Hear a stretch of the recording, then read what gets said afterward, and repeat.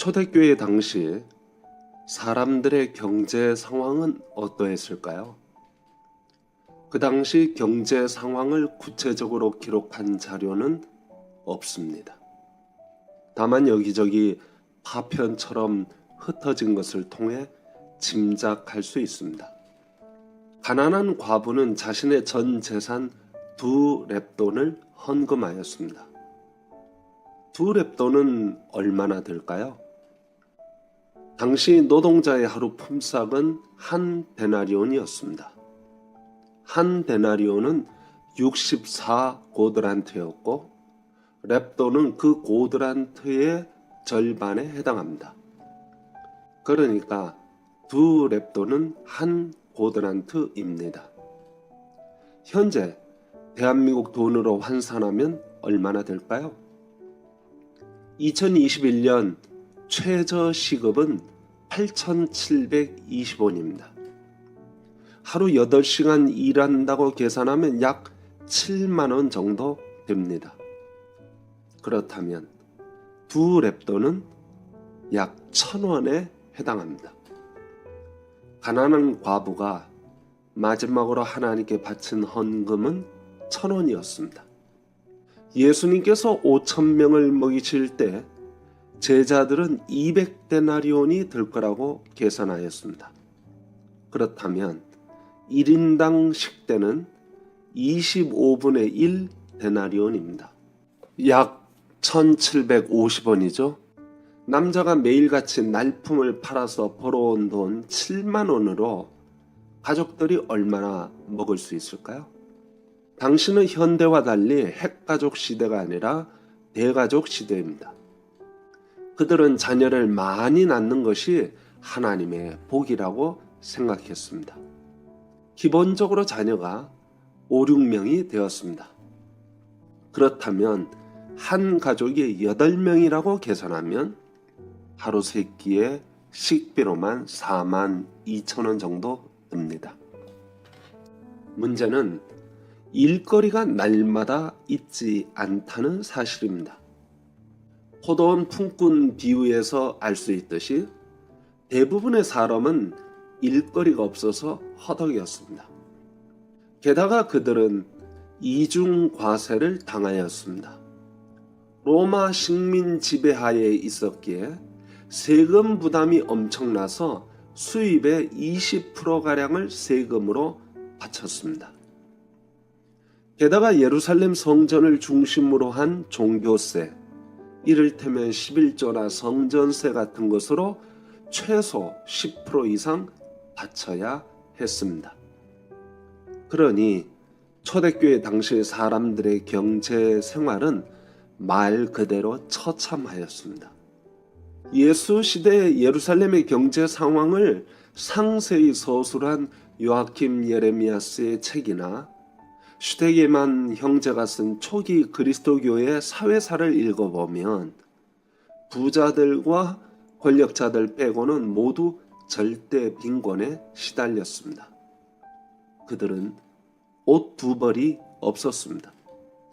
세례 요한은 옷을 2벌 가진 사람은 없는 사람에게 나누어 주라고 하였습니다.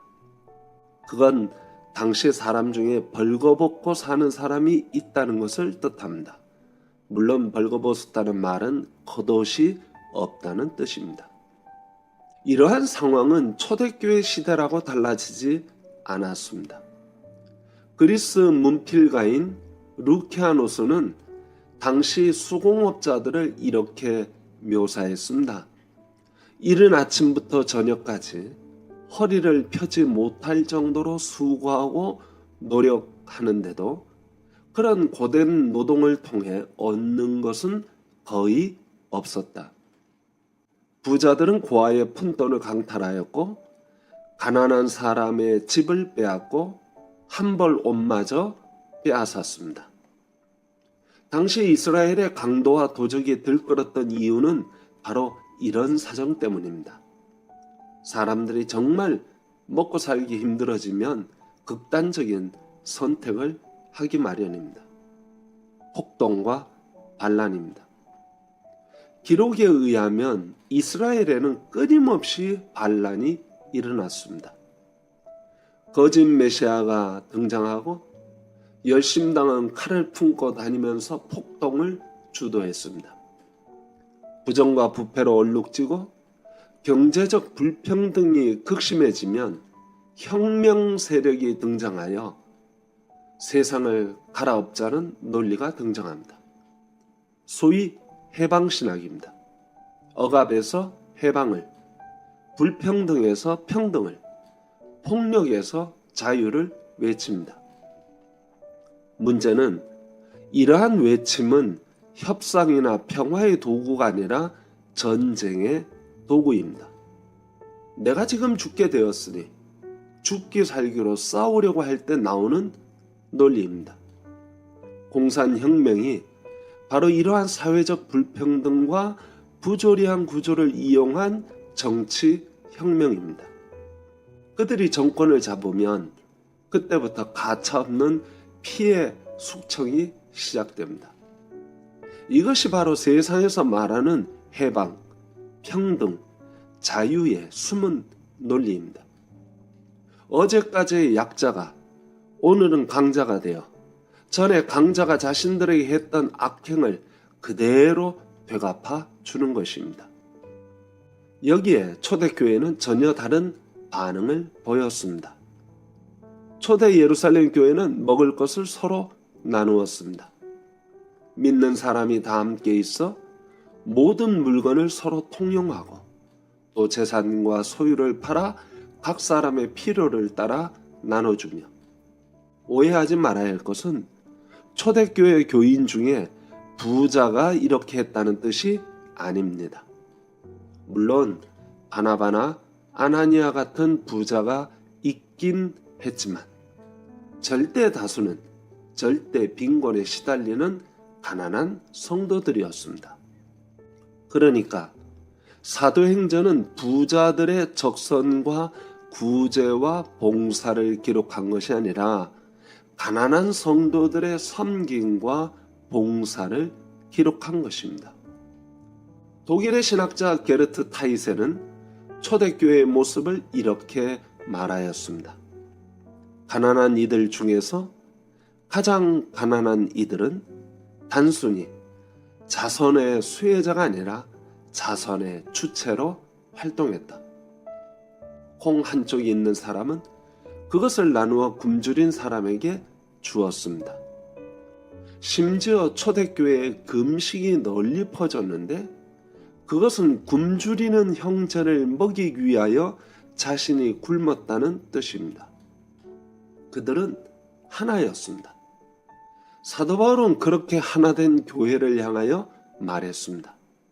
우리가 유대인이나 헬라인이나 종이나 자유인이나 다 한 성령으로 세례를 받아 한 몸이 되었고 또 다 한 성령을 마시게 하셨느니라. 그들은 우리가 교회다 라고 선언하였습니다. 교회라는 게 뭐냐? 그리스도의 한 몸이 아니냐? 형제가 아파하면 그건 곧 나의 아픔이고 형제가 굶으면 그건 곧 나의 굶주림이다. 먹을 것이 넉넉하고 경제적 여유가 있어서 타자에게 조금 나누고 베풀어주는 개념이 아닙니다.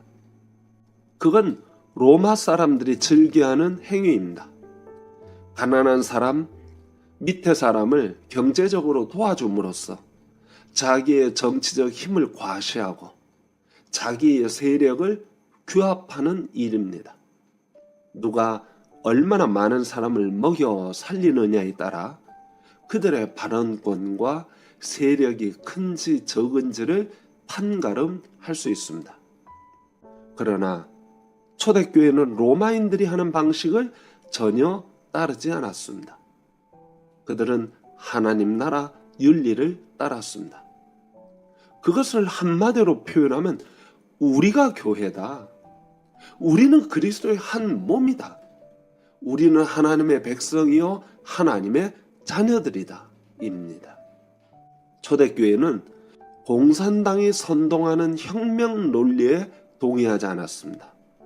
그들은 부자들을 공격하거나 가진 자나 위에 있는 사람들에게 저항하지 않았습니다. 오히려 그들은 자신을 괴롭히고 힘들게 하는 가해자들을 위하여 기도했습니다. 저항하기보다는 피해를 받고 당하면서 그들은 하나님 나라의 윤리, 교회의 정체성을 잃지 않았습니다. 그것이 초대교회의 힘입니다. 현대교회는 어떻습니까? 현대교회의 구제, 봉사, 섬김, 선교의 형태는 로마 사람들이 했던 가진 자가 남는 것을 나누어 주는 형태를 취합니다. 어디 가서 조금 섬기고 봉사하고선 커다랗게 사진을 찍어 자신들이 얼마나 선행을 하는지 선전합니다. 대형 교회가 얼마나 많은 선교사를 후원하는지, 얼마나 약한 교회를 돕는지 과시합니다. 그들은 로마인의 방식을 따라 자랑하고 과시하는 형태로 하지 하나님 나라의 방식을 따르는 것이 아닙니다. 전 회개라는 말을 죄를 뉘우치고 예수님을 믿어 구원받는 것이라고 생각하지만 회개의 의미를 그렇게 좁은 의미로 보는 것은 잘못이라고 생각합니다.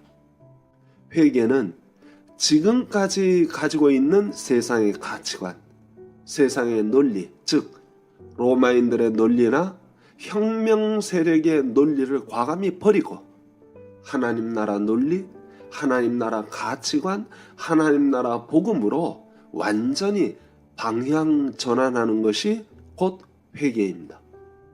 현대교회는 말로만 회개했다고 하지 사실은 로마인들의 논리를 따를 때가 많고 좌파들은 혁명 세력의 논리를 따를 때가 많습니다.